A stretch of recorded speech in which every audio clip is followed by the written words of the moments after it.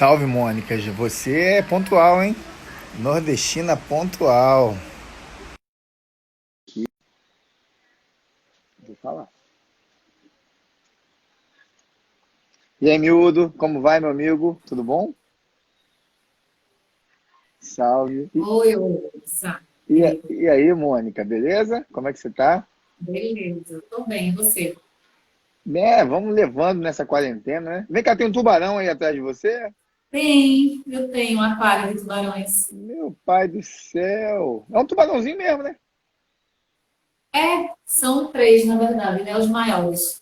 Que bacana. Jesus Carlos, Zeus e Pedro. Meu pai do céu. É aqueles tubarões aí de Boa Viagem que mordem as pessoas? Não, inclusive, coitado, mestre Dunga, até me lembrei dele agora. Não são os tubarões que matam, mas eles são bem ansiosos. Você Nossa senhora. encostar, eles soltam umas situações que machucam, É né? mesmo? Acho que, acho que eu tenho 60 não, por aí, 45 centímetros, mais ou menos. São australianos, né? Sonho é ter o aquário maior da parede inteira, cheio de tubarões. Nossa, que irado. Aí, galera, São inspiradores. pessoal de Pernambuco é assim. A praia lá já tem uma placa assim, cuidado, tubarão. Então já viu que o negócio é É quente. isso. A gente vai falar É quente. Da Recife Sangrenta. É isso aí. E aí o nosso mestre, Recife tem pouco tubarão, é verdade. é verdade, né? Mas esses tubarões eles foram aparecer mais por causa do swap, né? Isso. É, foi mexendo no Isso ecossistema, é o né? que colocam, né? É, Que é. deixa ele na rádio, mas eu acredito que eles estavam por aqui o tempo todo. É verdade, é verdade, é verdade. Galera chegando toda aí. Será que o Deve nosso esperar mestre, um pouquinho, né? será que o nosso mestre vai chegar, o Carlos Eugênio? Ó, eu não sei, porque ontem ele tinha uma prévia reunião, acho que era de alguma coisa, e hoje, eu não sei se hoje era a continuação de alguma coisa que ele não fez, porque menino, a live não tem redel. A gente passou quantas horas, meu Deus? 4 horas. 4 horas. Então, acho que Quatro. ele protelou, né, postergou muita coisa para hoje. Mas eu Fantástico. passei a usar, porque eu estou aqui falando contigo, é todo mundo tem o Zap Web, mas aí qualquer coisa, até para acompanhar também, algumas perguntas que vêm, o povo faz pergunta para Columar, você pode deixar. Eita, Já que acompanhando pelo Zap Web, é. é verdade. E ontem o grande bar estava conversando com o mestre Catitu ainda agora sobre a polêmica do Dom Pedro. Então girou em torno, né? Isso. Ficamos alguns minutos ali no Dom Pedro, né, velho? Eu falei para ele, não vai cutucar. Carlos, ele gosta, ele simpatiza com o Dom Pedro, É verdade, é ele verdade. gosta da história dele. Enfim, mas a gente tem uma polêmica em torno disso. Concordo, compartilho com a mesma posição de Carlos. Quando mostrarem para a gente onde tem, a tela está dividida aí, Hein? porque a tela está dividida, que eu acabei de ver, Tá dividido. Eu tô aqui em cima, você está abaixo dividida, com seus certo. tubarões aí. Bem, vamos lá? Vamos começar esse jogo? Acolher, Vamos sair de AU? vamos embora. Vamos sair Beleza. no passo? Vamos sair no passo, ótimo. Querida, vamos lá.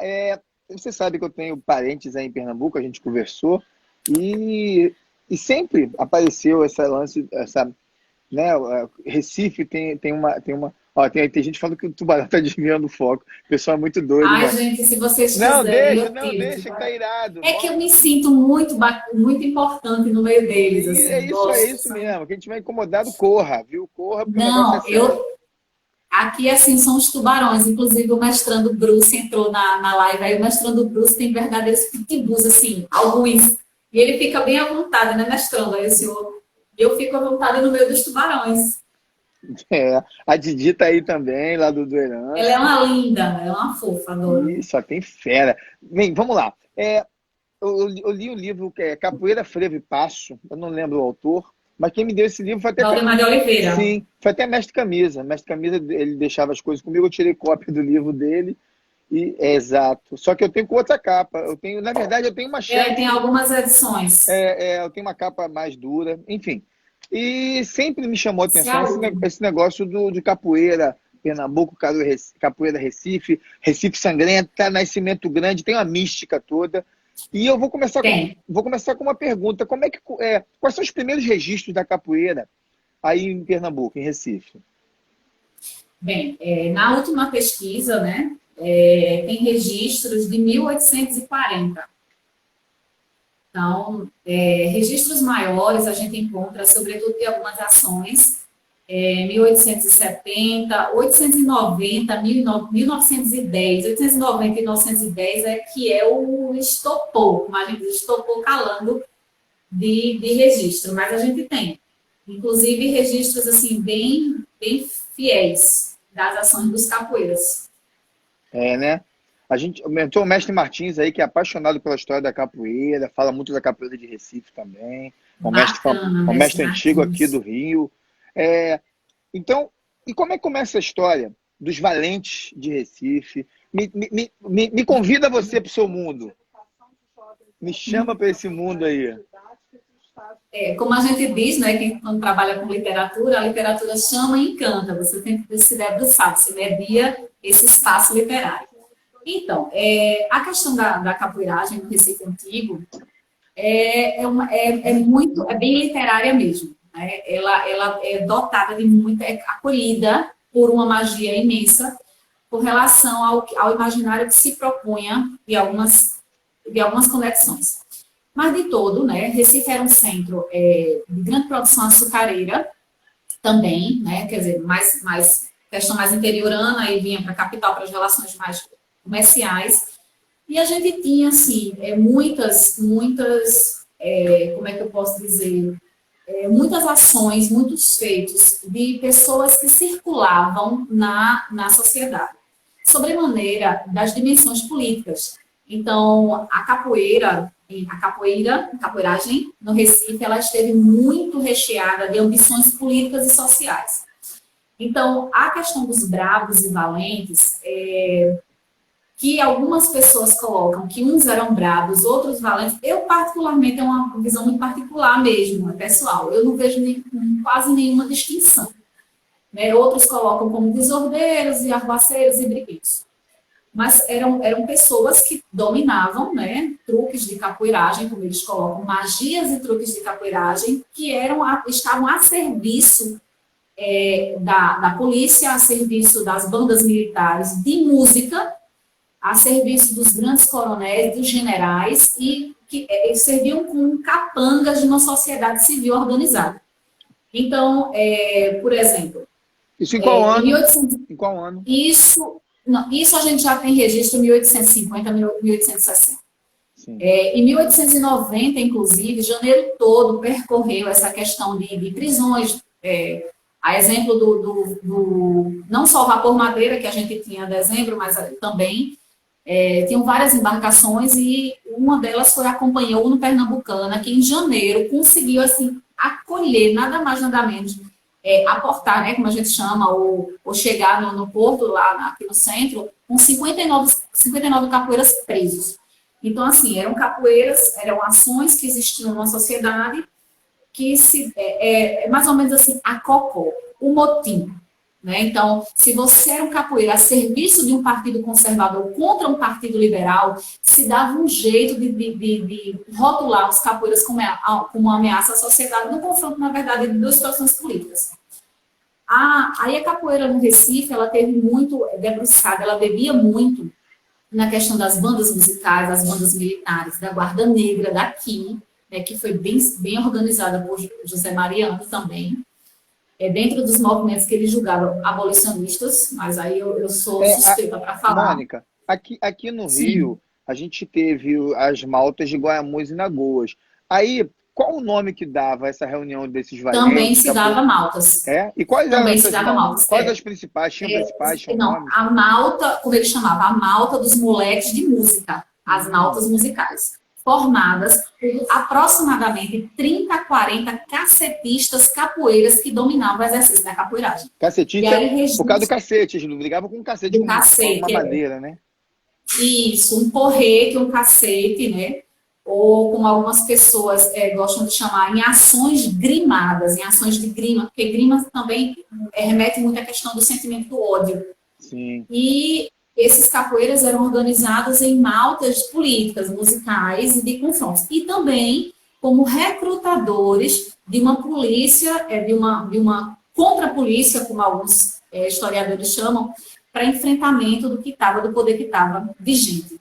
Perfeito. Então, era um misto, na verdade, era uma identidade muito heterogênea, né, aqui da questão da capoeira do Recife. E os bravos e valentes eram pessoas que eram à frente do seu tempo, né, que, como eles bem colocavam, os registros policiais, porque aí a minha linha de pesquisa é mais documental. Sim. E eram personagens que espalhavam um verdadeiro horror pela cidade e convidavam pessoas de outras localidades para conhecer a cultura de quem defendia a sociedade que se acreditasse. E aí misturando machista aqui, misturando maracatu, misturando frevo, misturando uma série de situações. Chegou aí uma pessoa que você gosta muito, a querida mestra Mara, né? Mara é uma fofa, uma linda, uma referência feminina para muitas mulheres capoeiras. Muita coisa. Ela está me devendo uma live. Mestre Abano e o mestre Burguês, nosso grande mestre Burguês, está aí na área. Salve, mestre. Então, você falou aí das bandas musicais e tem uma ligação bastante grande com o frevo, né? Teve até aqui a escola de samba, acho que foi a Mangueira, falou do frevo, aí tinha capoeira e tal. Foi na mesma época? Essa mesma época, me fala um pouco sobre essa ligação da capoeira e do frevo. Inclusive, isso rende live, viu? As manifestações de frevo não só em Recife, em outras situações. Aí vão... É mesmo? Que maneiro. Rende outras situações. Então, a questão do frevo, né? Os primeiros registros, o Valdemar de Oliveira coloca que os primeiros registros que ele encontrou foi em 1908. Mas a celebração de origem de nascimento do frevo foi em 1907. Então, já estava assim, já tinha debruçado, percorrido um fervilhão, né, como a gente pode dizer. Então, o frevo ele teve sua efervescência, sobretudo nos anos de 1908, 1907, 1909. Mas aí, em 1908, alguns registros, como o Jornal Pequeno, né, que traz a questão da prática do frevo. E o frevo, a coligação dele com a capoeira, é mais ou menos, como eu insisto em dizer, é uma magia muito literária. Né? O frevo, ele tem o seu passo, né, organizado, que alguns relatos de jornais colocavam que o passo pareciam coiçadas e brigas para fortalecimento de território.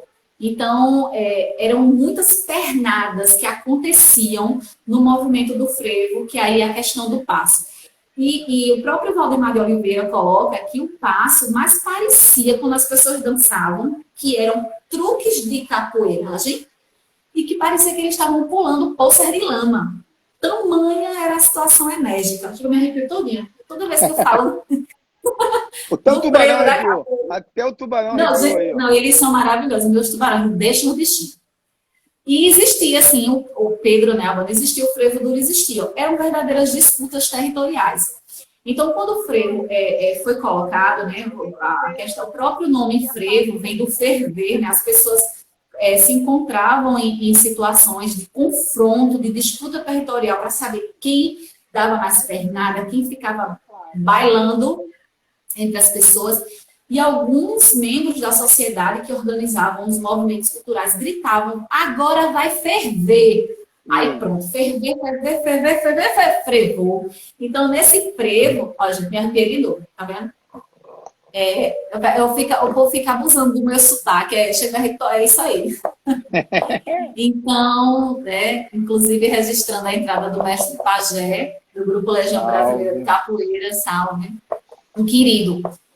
E nesse inteirinho todo, esse frevo duro era muito marcado. E aí, como o próprio Valdemar coloca, né, o passo, o capoeira, né, do Recife é o ancestral do passo.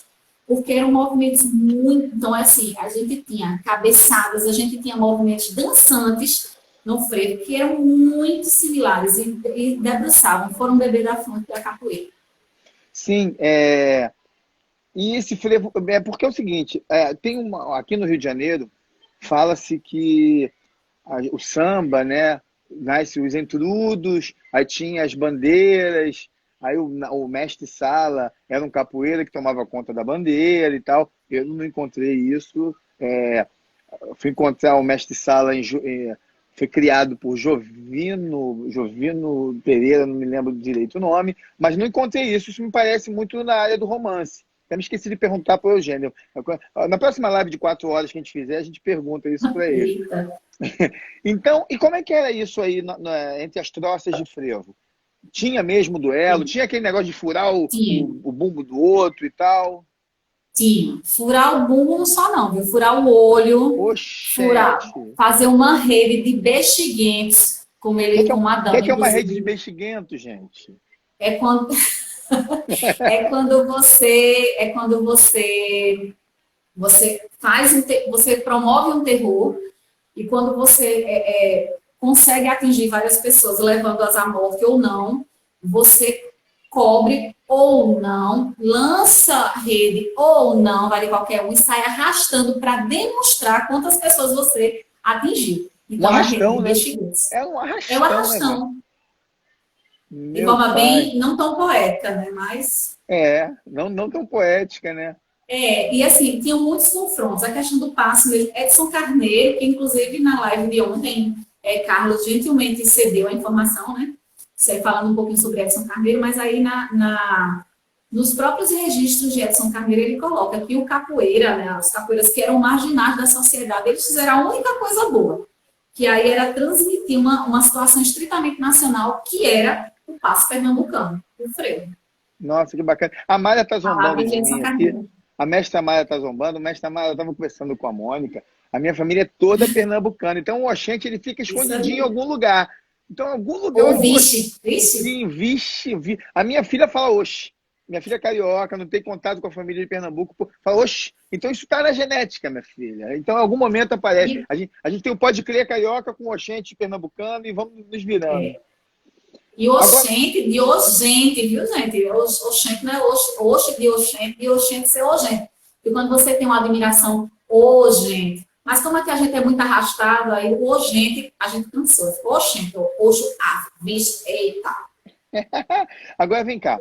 Então, quer dizer então que o frevo, né, a capoeira, está muito ligado, a capoeira ligada à música. O que você fala das bandas musicais, a capoeira em Isso. Pernambuco, aí em Recife, ela assume uma identidade musical, podemos dizer assim? E isso no século, né, no finalzinho do século XIX, no início do século XX, ela tinha, né, as pessoas falam muito de dois confrontos, entre as bandas O Quarto e o Espanha. E a gente não tem só, assim, eram bandas que eram muito famosas, mas não eram as principais, não eram somente essas bandas. Então, os capoeiras eram colocados à frente dessas bandas, por quê? Porque eles dominavam, segundo fontes documentais mesmo, de variados periódicos, eles dominavam o rabo de arraio, o manejo da navalha, as rasteiras e as grandes cabeçadas. E de punho com facas de ponta, e percorrendo com pilhérias, né, as ruas do Recife, chamando a outra banda para confronto, para saber quem dominava, quem tinha a música maior, quem tinha mais versos postos, quem tinha uma banda mais organizada. Então a gente tem não só o Quarto e o Espanha, a gente tem a Charanga do Recife, a gente tem a Matias. Então a gente tem uma série de bandas que eram formadas por militares, e os militares acreditavam, e até os subdelegados de polícia, generais, comendadores, colocavam que os capoeiras que saíam à frente dessas bandas não só dominavam truques e eram exímios faquistas, jogadores, provocadores, mas eram corpulentos, robustos, e nunca aceitavam um desafio para perder. Então, isso que dava o brilho das facas voando, o cacete comendo no centro, que inclusive é uma das expressões daqui que nasceu assim, joga o cacete comendo no centro, que era o centro do confronto. Então, as facas brilhavam, né? E, sobretudo, assim, facas de ponta, ou algumas pessoas colocam, inclusive tem movimentos da capoeira, que agora fugiu a memória, mas aí daqui a pouco eu lembro, que são nomes de facas de ponta usadas por capoeiristas. E por passistas, por dançarinos, eles furavam os bumbos, porque era mais ou menos assim. Sabe, apanhar laranja no chão? Sim, Tipo, sim. era desafiava-se quem conseguisse passar, porque elas se encontravam em becos, ou ainda no Pátio do Carmo, na Rua 7 de Setembro, na Boa Vista, no bairro de Santo Antônio, na frente do Mercado de São José, que nem era tão estruturado assim. E aí, cabia você, como passista, como capoeira, como exímio jogador de capoeira, e defender a sua banda dos militares, conseguir passar para o outro lado. E quando o confronto era muito grande, eles exerciam, assim, quando não dava para escapar, eles tinham que recuar. E recuar em Recife, assim, Recife é praticamente, por isso Veneza Brasileira é praticamente em água. Então, o confronto, quando não era, quando eles não cediam para morrer ou fazer alguma coisa, eles davam o famoso pulo da morte. Que eles pulavam no rio para que eles pensassem numa estratégia do próximo confronto, de modo que jogassem no rio como vingança. Qual rio? Capibaribe. Rio Capibaribe, né? Cara, você falando isso tudo, então tinha uma certa ludicidade, tinha um jogo com a morte entre esses capoeiras, né? Tinha, Né? tinha. Os jornais colocavam que geralmente não se sabia por quê. Tudo começava com uma simples brincadeira e essa brincadeira acabava machucando alguém, ocasionando até uma morte. Tanto é que em 1900, lá, meados de março, acho que 14 de março de 1900, eu não sou tão boa de datas quanto Carlos, mas aí eu tento chegar perto do mestre. Mas acho que 14 de março de 1900, o próprio Sigismundo Gonçalves, que perseguiu de forma ferrenha os capoeiras, Foi Sampaio e Ferraz de lá, né? Sigismundo é do Sampaio e foi Ferraz daí. Sampaio Ferraz daqui.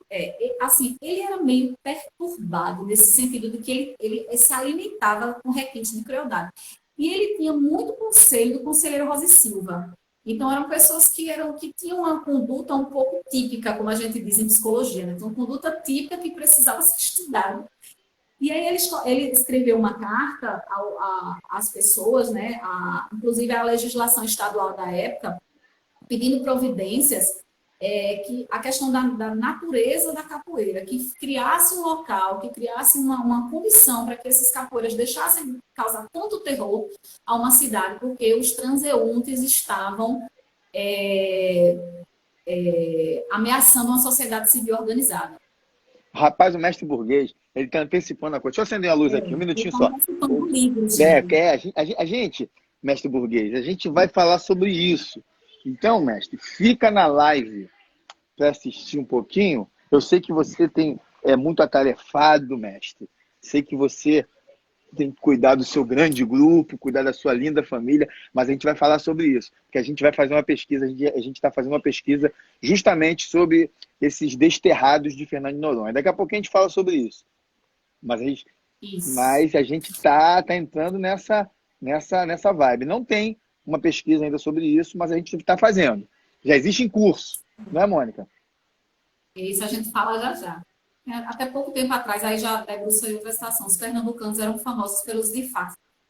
Pronto, inclusive foi uma deixa, né? Foi um gatilho. Obrigada ao companheiro. Lembrei, as facas famosas, elas recebiam também o nome de bicudas. Então, bicuda não Bicudas. era só bicudas. As Eita. bicudas eram facas de ponta, que normalmente atingia, assim, eles assim, atingiam muito nos braços por conta das defesas braçais.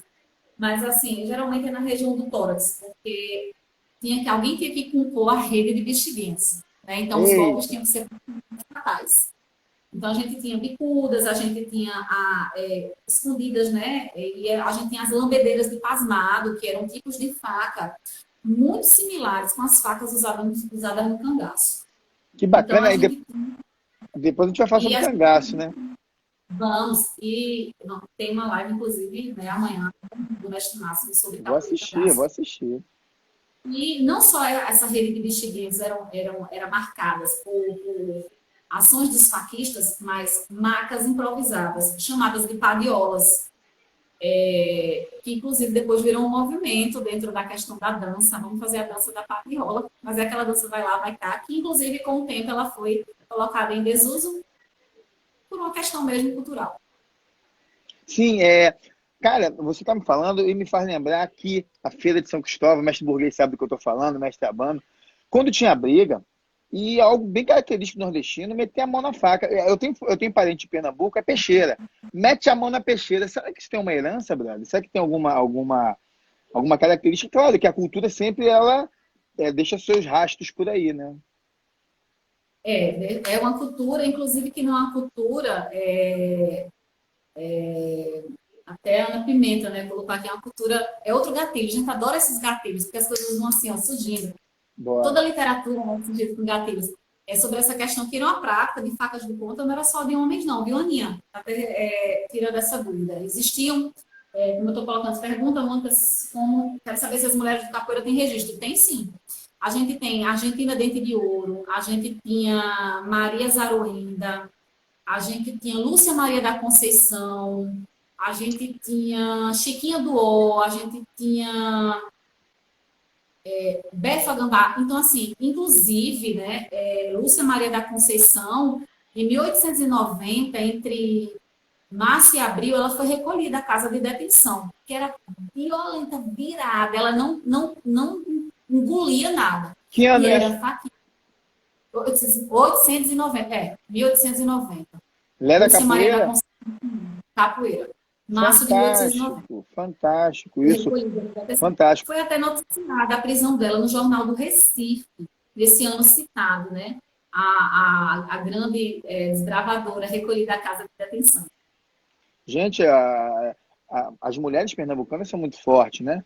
São muito São. enfáticas, isso é bem uma característica nordestina. O mestre Abano está falando que a sardinha, que é a navalha aqui no Rio de Janeiro, é prima e irmã da bicuda, mas você falou que tem a navalha aí também, né? Tem a E navalha, a origem foi da onde? Português também? português. Inclusive, algumas situações de porretes também. Mas, Sim. assim, a gente tem uma característica muito própria por uma questão até histórica, geográfica, de construção de porretes que coubessem dentro. Do- Viola, o nome dela é Lúcia Maria da Conceição. Então, facas de ponta, navalhas, porretes menores, como a gente chama, né? sim. Que eram colocados dentro dos guarda-chuvas e Guarda-chuva. enviam as armas para os confrontos. Porque inicialmente eles saíam como moleques das bandas de música, Moleques de ou banda, ainda né?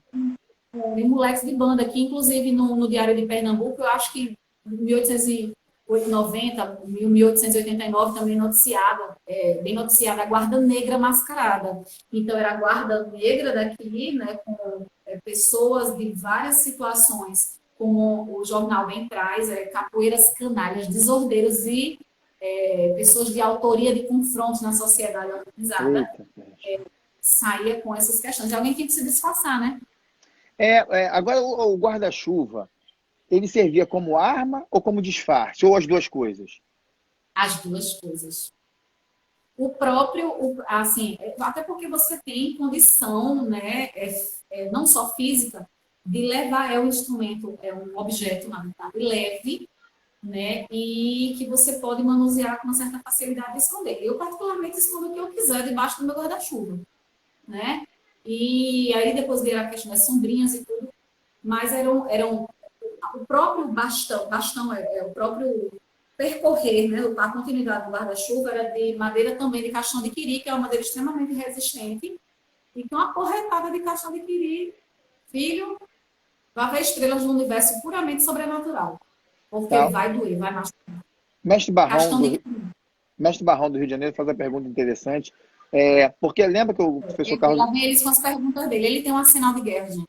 Toda vez ele vem com esse assinal. o professor Carlos Eugênio fala dos crioulos e dos africanos. Teve essa distinção aí nas bandas, Não, nas não, maltas pernambucanas? não, Eles não eram tem. crioulos, eles eram africanos? Eles eram membros da sociedade organizada. Então, a gente tinha nas bandas musicais, a gente tinha a presença de de crioulos, a gente tinha a presença de subdelegados, a gente tinha a presença de próprio José Mariano, né? Então, assim, a gente tem, conta-se, né, que os capangas e as pessoas da família do general Dantas Barreto também, que pertenciam a essas situações, então não se tem essa distinção. A questão política que Carlos coloca é porque cada local teve uma identidade muito característica da prática da capoeira. Aqui, a prática da capoeiragem foi muito utilizada com condições políticas de enfrentamento mesmo, defesa. Quem era doido de enfrentar um capoeira? Inclusive, um subdelegado da polícia coloca que teve um belo dia que ele estava, né, passando ali perto da Praça do Arsenal, quem conhece, pertinho do Marco Zero, e aí veio uma malta de cacetistas passando, e ele achou de disparar, coitado, inocência pura, achou de disparar um tiro para o alto para assustar o bando de capoeira. Os capoeiras, no auge da sua juventude, corpulentos, robustos e sem medo algum, né, não tinham nada a perder, debandaram o subdelegado. Mas aí, quando acharam que ele não iria ceder, deram-lhe uma sova daquelas que faz doer até a alma. Que você chama os anjos e eles não aparecem.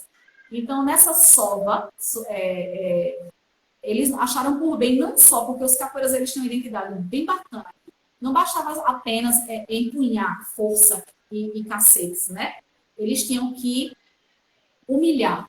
Então, eles recolheram o subdelegado, levaram ele para a Praça do Arsenal, entregaram ele ao comandante do Arsenal da Marinha, que fica próximo, né? Hoje ainda tem o Arsenal, e disseram que ele não teve pulso, isso foi noticiado no jornal e tudo, não teve pulso para enfrentar os capoeiras, que era tão covarde que empunhou uma arma de fogo, como bem Nascimento Grande chamava, o queimante. Então, empunhou um queimante para ameaçar os capoeiras e teve uma lição bem dada, né, com facas de ponta, que não foi atingido, mas com punho cerrado para mostrar uma identidade de enfrentamento, que homem que era homem, mulher que era mulher, erguia seu punho para enfrentamento. É interessante que a gente percebe isso na fala até mesmo do Ciríaco e outros capoeiras antigos, que a humilhação é uma característica. Não basta bater, tem que humilhar, tem que debochar. Né? É fantástico isso. O mestre Barrão ele pergunta de novo o seguinte: então quer dizer então que a capoeira era dos não africanos? Pelo que eu entendi, não tinha distinção, era africanos e não africanos, não é isso? Não tinha distinção. E outros elementos da sociedade. Tinha algum nobre, tipo Dom Pedro, tipo outros nobres? Não, a gente tinha, né? A própria família do general Dantas Barreto, nobre, assim, alguns registros citam que possivelmente alguém da família do Barão do Rio Branco estava presente quando veio a Recife. Mas não cita, assim, propriamente quem foi. A gente sabe que tem apelidos entre eles, né? Ou, por exemplo, o Major Batistinha. O Major Batistinha era de família nobre aqui de Recife, mas ele era major de polícia, entrou na questão do exercício da prática de capoeiragem e era muito respeitado entre os capoeiras e entre as autoridades e a nobreza, né? Como ele mesmo dizia, respeitem a minha dupla autoridade. Todas as pessoas dos comandos de polícia, da nobreza, sempre diziam, né, que tinham dupla autoridade. Então, era um orgulho. Eu confronto muito como é que a história é contada, né? A história, a gente precisa ser muito neutro. Então, você revela a história, não tem que puxar a sardinha. Mas o que a gente percebe é que os registros de capoeira em Pernambuco, existe uma puxada de sardinha para dizer que só tinha desordeiro marginal. Né? E não é assim. Isso é do preconceito que a gente conversou, lembra? Preconceito que a gente estava conversando ontem. E assim, qual de nós, eu faço essas perguntas em todos os momentos que a gente senta para conversar. Qual de nós não entraria de punho armado, cerrado, sem chance de dizer, vou me abaixar, né? vou esguiar? Se a gente tivesse nossa identidade negada, os direitos negados de ação social. Quantos de nós? Eu acredito que quem for valente, né? Rapaz, eu tenho um amigo que está aqui nessa live, ele é da Paraíba, não vou falar o nome, se o pessoal identifica. Até hoje ele anda com a faca. Bicho velho, vacilar, ele mete a mão na faca. Meu amigo mestrão aí. Mas tem identidade negada em qualquer aspecto, é contrariado, o bicho mete a mão na faca. Querida, então vamos lá. Deixa eu só tentar entender essa questão das maltas e dos brabos. Quem eram os grandes brabos, valentões, os notórios, ó, já deu a risada aqui, os grandes notórios valentões do Recife Sangrento? E por que Recife Bem, Sangrento? Recife Sangrento, porque as lutas geralmente acabavam em banhos de sangue. Né? Mas aí Recife Sangrento foi uma escrita policial, né? Um livro de escrita policial. Então, você fala o que você quiser. Porque é aquela velha história, eu digo para todo mundo que me conhece, gente, a gente é responsável pelo que a gente fala, mas a gente não é responsável pelo que o outro ouve. Eu falo isso para meus alunos, gente, fantástico. Eu falo isso direto. Eles, quando não entendem, eu falo, a culpa é de vocês, eu estou aqui falando, mas vai, toca o barco. É isso. Aí o que é que acontece? Então a gente tinha grandes bravos, o famoso, né, Nascimento Grande, mas aí a gente volta para ele. Sim, sim, A sim. gente, a gente tinha cerca de uma lista, cerca de 40 a 50 bravos, valentes. A gente tinha caju, a gente tinha preá, a gente tinha cabeleira, a gente tinha as mulheres, como eu citei, né, inclusive a própria Lúcia Maria, que foi presa. A gente tinha Jovino dos Coelhos, a gente tinha Nicolau do Poço, a gente tinha uma série de bravos aqui, né? Arthur Jararaca, e a gente tinha Nascimento Grande, né? Que aí, Nascimento Grande, né? Um contraponto, que eu estava falando até para Carlos um dia desse, vale muito a pena a gente confrontar. A ação de Nascimento Grande contra a ação de Adama, porque eles tiveram as mesmas práticas. Adama, inclusive, ele tinha uma livre circulação pelas práticas culturais, mas foi mais perseguido, né, porque não tinha condições de ser amigo de grandes figurões da época. Ele não tinha nada para oferecer. Já Nascimento Grande, ele tinha boas relações. Né? Ele veio de família da Marinha Nacional, como algumas pessoas chamam. E ele administrava algumas situações e protegia alguns figurões da época. Tanto é que, às vezes, alguém pensou em prender quando era identificado em Nascimento Grande. Não, esse é protegido de José Mariano, esse é protegido do General Doutor Paes, solta. A dama, coitada, tinha folha corrida. Então, Nascimento Grande era um grande bravo. Agora você falou uma coisa que me fez lembrar Eugênio ontem, porque ele falou que tinham muitos padrinhos políticos. Então, esse Adama foi tão brabo como o Nascimento, mas o Nascimento ele tinha padrinho, então ele não era tão preso, né? Qual é a diferença mesmo básica disso? Mais uma vez, reforço que é uma visão muito particular. Né? Quando a gente vai para o documento, você fica, né, com essa propriedade de discutir. Né? E eu acredito que a dama, ele estava, para alguns, à margem da sociedade. Eu não acredito muito nesse discurso da margem da sociedade, mas ele não estava conivente com os direitos que eram negados. Né? Então, assim, ele tinha livre acesso.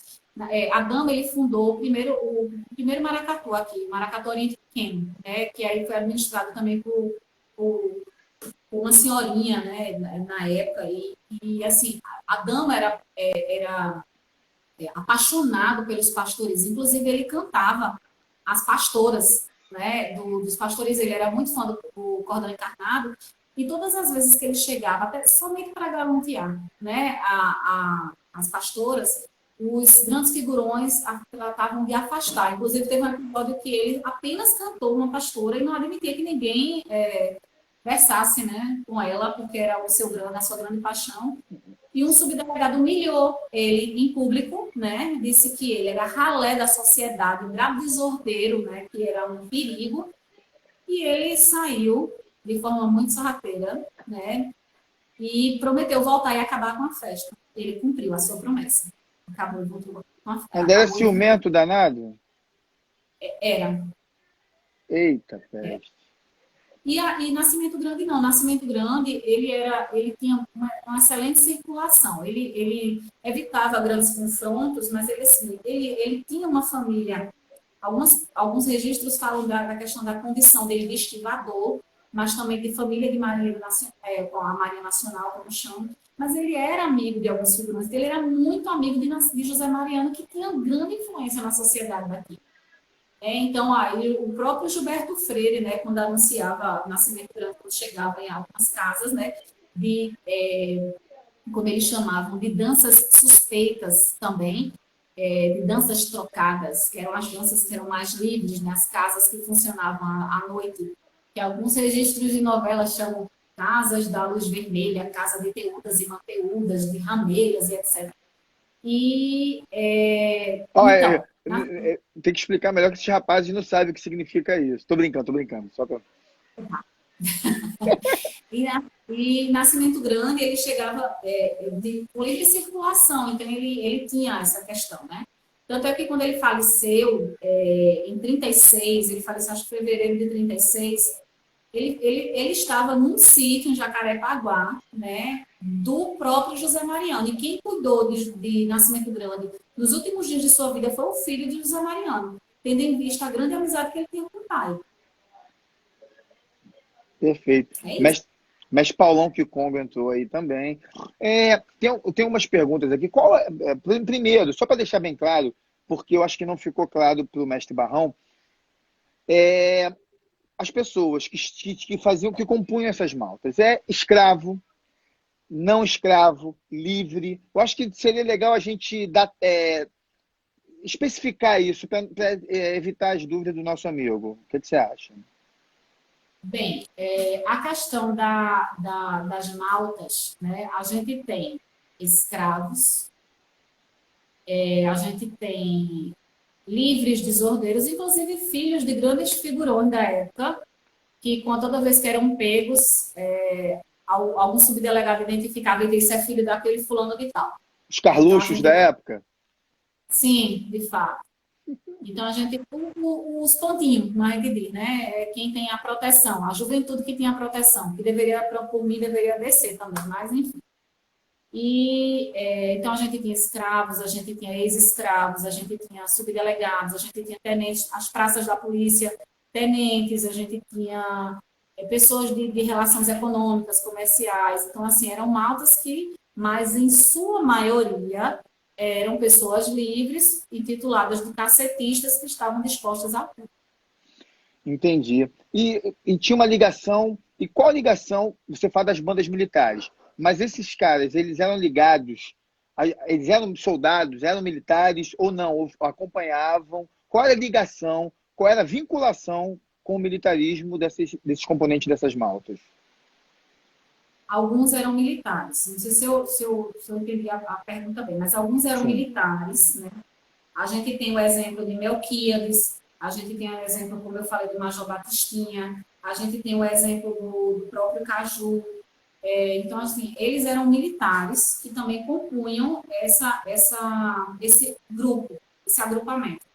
E muitos saíam à noite com medo de serem perseguidos. É como o próprio Carlos estava falando ontem. Você era preso ou perseguido pelo simples fato de que você tivesse feito exercícios de capoeiragem, fizesse exercícios de capoeiragem, ou se porventura alguém achasse que você iria fazer, você era preso também. Então, eram militares. Só que alguns militares daqui, eles tinham, como assim dizer, a intenção de que trouxesse as capoeiras a favor deles, porque já chegou um determinado momento, inclusive das notícias, que eles viram que não adiantava perseguir o capoeira. Um subdelegado da polícia, até de nome Antônio, e alguma coisa que agora fugiu o sobrenome dele, ele questionava assim, gente, o que é que há por trás dessas pessoas que ninguém consegue pegar, ninguém consegue encurralar e ninguém consegue descrever tamanha força, tamanha agilidade, tamanha destreza. Então, o que é que nos resta? Aprender com eles os truques da capoeiragem, porque caso agora a gente precisasse para algum confronto ou invasão, sei lá, da cidade, a gente pudesse usar esses truques. Então, numa determinada facção da polícia, se uniam aos capoeiras. E eles vinham, e assim, alguns eram bem desordeiros também, né? Usava os truques da capoeira para se amostrar, como a gente disse. Então, às vezes saía do seu batalhão, ia para as festas, no caso aqui a gente tinha a festa de São Gonçalo aqui também. A gente tem a igreja de São Gonçalo, onde tinham vários encontros de passistas, pro frevo, de capoeiras. A igreja de São Gonçalo fica, inclusive, perto de quem é daqui, perto do IMIP, que é um hospital. Então, os capoeiras se encontravam de uma certa forma e essas pessoas da polícia, os militares, eles bebiam muito nas festas e aí começavam a mostrar, já no auge da bebedeira, os truques que tinham aprendido e começavam a querer ferir de civis. Então, aí chegou uma hora que é só, tá vendo porque a capoeira não dá certo? Né? Então, aí, na verdade, era vamos assim dizer, não quero falar cocó, tá? Eu quero falar uma formação de conceitos, porque era perigoso. Capoeira, ela conseguia, né, nivelar o discurso e conseguia não se abater. Então, quem é que pegava um capoeira? Sim, Aqui em Cachoeira, no Rio, Salvador, Minas sim, Gerais. sim, sim. Já dizia mestre Bimba, não é fácil pegar um capoeira. Agora chegou aqui na nossa. Não, e Nascimento Grande dizia assim, perdão até a vírgula, Claro, que claro. agora. Nascimento Grande dizia assim: quem é bom já nasce feito. Pule com seu pulo do gato na frente de um capoeira. Eles diziam isso, foi noticiado em jornal, a frase do Nascimento Grande. Fantástico. Quem é bom, gente, nasce feito. E Vê? aí, assim, essa frase ele usou em 1930, né? Pertinho dele falecer, ele faleceu em 36, então ele usou porque alguns moleques queriam fazer truques de capoeiragem na frente dele e ele olhou, esperou o pulo do gato acabar, né? E olhou prontamente. Ele olhava muito. O Nascimento Grande evitava passar em algumas calçadas e fazer algumas curvas e para evitar confrontos inesperados. Ele sempre queria estar preparado. Então, essas pessoas pularam na frente dele e ele olhou prontamente nos olhos e disse: respeite o velho Nascimento. O velho Respeite. capoeira, capoeira chefe. Quem é bom já nasce feito. Aí ficou conhecida a frase dele. Eita, isso é bom demais. Ó, chegou aqui na live um meu professor de pós-doutorado, doutor Carlos Gabriel, sabe tudo sobre a história da África, da economia, do pós-africanismo aqui no Rio de Janeiro, no Vamos explorar Brasil. ele. Eita, vamos explorar esse professor. Olha só, querida, essa é a historiadora que sabe tudo sobre a capoeira de Recife. Gente, eu estou aprendendo ainda com Eita, isso. quando fala que está aprendendo, é porque sabe mais Parabéns. ainda. Então, Mônica, essa ligação. O poeta fez uma pergunta aqui mais cedo e eu estou esperando. Gente, eu estou de olho nas perguntas, tá? É, A live já daqui a pouco cai, né? Daqui a 8 minutos está caindo. tá aí a gente volta, mano. A gente só pode ficar 4 horas igual do Eugênio, não aguento, não, tá doido. Ontem foi overdose. Não. Então, Assim você é exonerada. é, a gente tem aqui. Qual a idade desses moleques da banda? Era semelhante aos carrapetas? Era semelhante aos caxinguelês? A gente tinha. Nascimento Grande, eu vou falar por ele, tá? Nascimento Grande brigou de punho cerrado até os 86 anos de idade, mais ou menos. Eita. Já Jovino dos Coelhos brigou até os 30 e poucos anos, né? Inclusive, nem sou simpatizante. O cara, inclusive, era um estuprador. Eita. Das mulheres dos desafetos dele. Ele usava para aterrorizar e acabar com a sociedade deles. Enfim. E é porque ele não pegou uma Lúcia, uma Chiquinha do Ó, né? Ele ia ver É, que era bom pra... fala o nome daquela braba. Qual é o nome daquela braba que gostava de rasgar os outros na peixeira? Na bicuda. Lúcia, Tinha que pegar a Lúcia. Lúcia pela frente, um caba safado desse. Então, a gente tinha a faixa etária, geralmente entre os 20 e os 35. Era a maior. O que eram mais novos eram os aprendizes da escola de marinheiros, que também tinha capoeiras dentro da escola de marinheiros que preparavam, que também eram marinheiros e que preparavam esses jovens. Então, é geralmente 18, 19 anos. Né? E aí, geralmente, eram preparos para dominar o escorão, para dominar a rasteira, tombo da ladeira, como a Casa do Carnaval cita, a própria tesoura, que inclusive esteve muito presente nos Passos do Fervo, a bicuda mesmo, e a bicuda, a faca de ponta, e as cabeçadas e pernadas. Era essa faixa etária. É, legal falar isso. E outra coisa. E depois, o frevo, né? Aí a gente volta pro frevo, porque a gente não tem como sair do frevo. Ele tem esse lance das armas, dos capoeiras, e como isso depois vira uma mimese da luta? Como isso depois se torna uma dança? Ou uma mimese, uma dança mimetizando uma luta? Como isso acontece? Como acontece essa transição? Na verdade, eu não acredito muito nessa transição. Eu acho que a dança sempre esteve presente. Porque o próprio molejo, a própria situação, né, da malandragem, da navalhada, inclusive, né, eu estava até lendo seu material, a gente aqui não teve essa transição. Eu acho que foi simultâneo, tá? Então, inclusive com um misto de situações de outras lutas. Mas não defendo tanto, não. E a dança, inclusive, a gente remete até as perguntas das pessoas, né? Viola, faz isso não, Viola. Desculpa, é porque os comentários. E a gente tinha a gente não tinha essas transições, porque o passo, como alguém aí no início da live colocou, o confronto de passos, de danças, de passistas briguentos e desordeiros, então a gente não teve, acredito que nunca teve essa separação, porque inclusive aqui a essência da dança, do manejo, do molejo, é que usava-se como situação provocativa para outras pessoas, então não teve essa, para mim, tá, gente, não teve essa transição. Tá, ô, Até as Mônica, pessoas capoeira, jogo, dança, luta, minha gente, aqui é tudo mais um tiquinho, um tiquinho mais um ticão. mestre sobrancelha da Inclusive, Espanha, salve. mexe sobrancelha. Olha, além de tudo, eu tenho um problema sério com visão, mas a minha lente, a lente tá enorme, bicha. Ô, Mônica, Mestre da Selva, tá mestre da aí selva, batendo salve. assim, mestre do Ban. Mestre baiano, tá cheio de mestre, cheio de fera aí. É Ô, responsabilidade, gente. Eu aqui como aluna aprendendo. Mônica, até no meu livro eu coloco luta, dança ou jogo, eu faço uma pergunta provocativa, e a gente tem esse lance. Cara, eu tive aí em Maceió, no último CBCE, eu sou da Educação Física, né? Colégio Brasileiro de Ciências do Esporte, é, assisti os trabalhos, lançar meu livro, enfim. E eu vi um trabalho de uma jovem que ela trata todas essas manifestações africanas e ela encontra a ludicidade da dança. Sempre tem um componente, a Ládia, tem o moringue, então sempre tem uma componente dançada. Isso me remete, sabe o quê? A Copa, lembra das vuvuzelas, os africanos, eles têm a cultura dançada. Se você pegar a própria Igreja Universal, né, em Angola, a missa, eu não sei se é missa que chama, o culto é dançado. Tem uma característica bem das manifestações africanas nesse corpo dançante, né?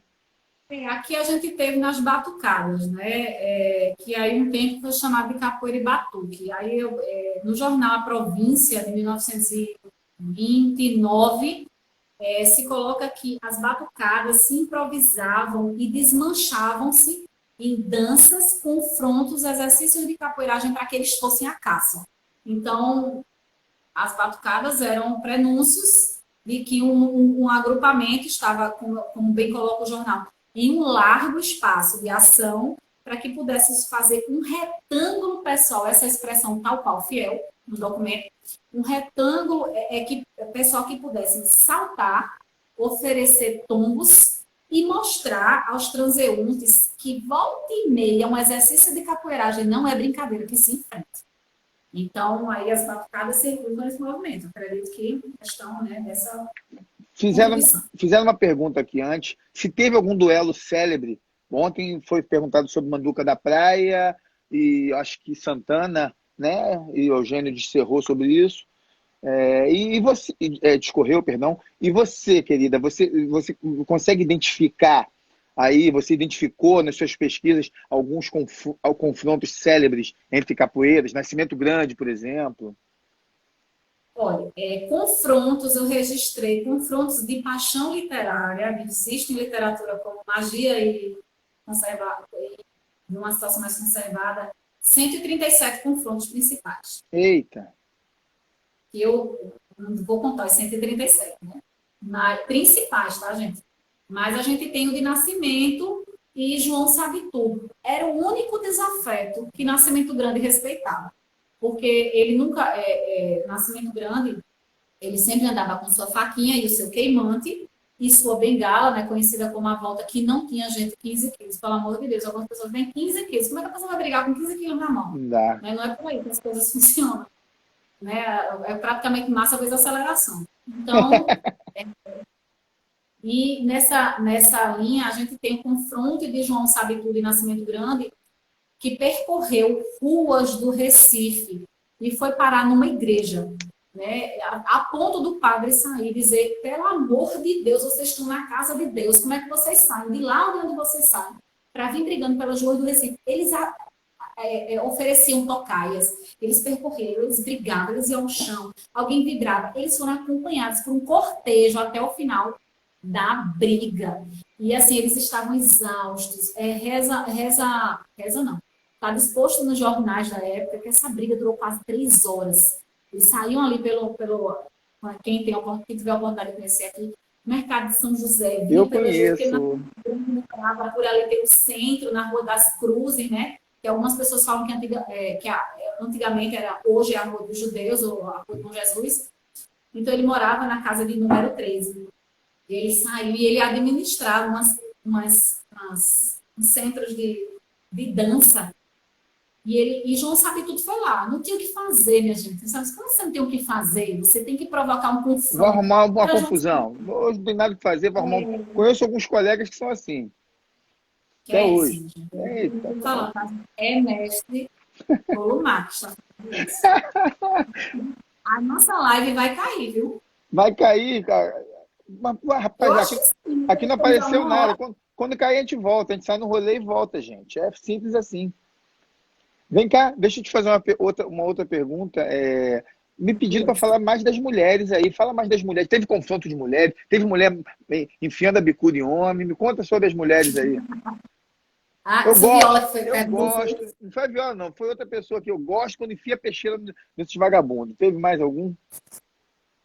Como assim, gente? Meter peixeira no vagabundo?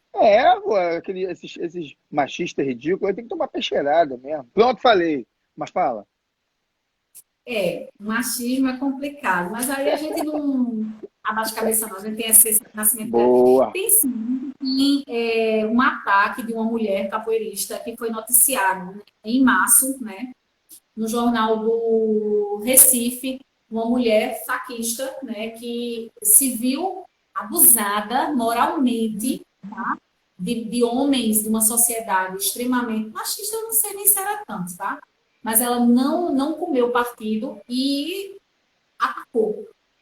Atacou e deixou, como o jornal bem coloca, sua marca navalhada, com sua faca de ponta, no vagabundo que usou abusar dela. Eita, essa que é da boa, Didi? Essa que é da boa. Ai, Didi, olha, foi pergunta de Didi. Olha, pergunta de Didi, a gente responde sem pestanejar. Boa, é bom, eu gosto. Tem mulher com mulher? As mulheres se enfrentavam? Tinha uma disputa assim? Tinha, pra mas ver quem era a dona do pedaço, a dona da rua, a dona do pedaço, tinha isso? Sim, tinha muito tempo. Quando elas disputavam a atenção dos seus xeretos, como os capoeiras assim eram chamados. Agora sim, tá? bateu 2 minutos aqui, pintou aqui. A gente sai no rolê. Quando derrubar, a gente volta e sai no rolê, beleza? Tá bom. Minha esposa chegou aqui, rapaz. Minha esposa chegou aqui. Vou falar para ela que as capoeiras de Pernambuco enfiavam a faca nos machistas, nos vagabundos que queriam entrar numa aqui. Tinha as faquistas aqui. Depois eu conto essa história para ela. Você me conta que eu conto tudinho para ela que ela gosta. Pode deixar. Eu vou fazer um recorte só para tua esposa, para dizer assim, olha aí, ó, as mulheres. Mas, Mônica, então, mas tinha mulher. Guarda essa, então, para quando a gente voltar. Tinha mulher com mulher, dona do pedaço. Olha, eu sou quem manda aqui. Sim. Sou a dona da rua, sou a dona desse espaço aqui. Na verdade, era mais disputa da atenção do seu xereta, né?